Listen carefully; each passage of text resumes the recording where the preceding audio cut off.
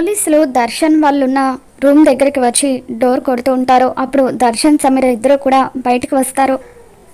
ఇక్కడ ప్రాస్టిట్యూషన్ జరుగుతున్నట్టుగా మాకు ఇన్ఫర్మేషన్ వచ్చింది, ఎవరి అమ్మాయి అని చెప్పి దర్శన్ని పోలీసులు అడుగుతూ ఉంటారు. దాంతో Sameera he is my husband sir అని చెప్పి అంటూ ఉంటుంది.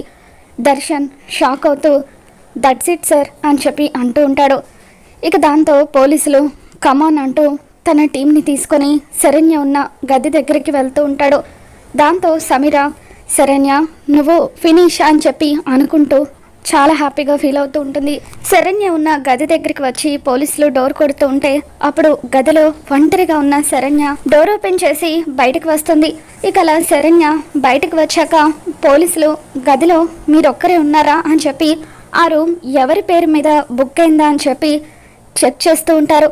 అప్పుడు ఆ నోట్స్లో శరణ్య సింగిల్ అని రాసి ఉండడంతో మీరు సింగిల్గా రూమ్ తీసుకున్నారా అని చెప్పి ఇన్స్పెక్టర్ అడుగుతూ ఉంటారు. దాంతో లేదు సార్ నేనేమి సింగిల్గా ఈ రూమ్ తీసుకోలేదు, నాతో పాటు మరొక ఆవిడ కూడా తీసుకుంది అని చెప్పి శరణ్య అంటూ ఉంటే అప్పుడే బాత్రూంలో దాక్కున్న రౌడీ షర్ట్ విప్పేసి పోలీసుల ముందుకు వచ్చి వాళ్ళని చూసి భయపడినట్టుగా అక్కడి నుండి పారిపోతూ ఉంటాడు.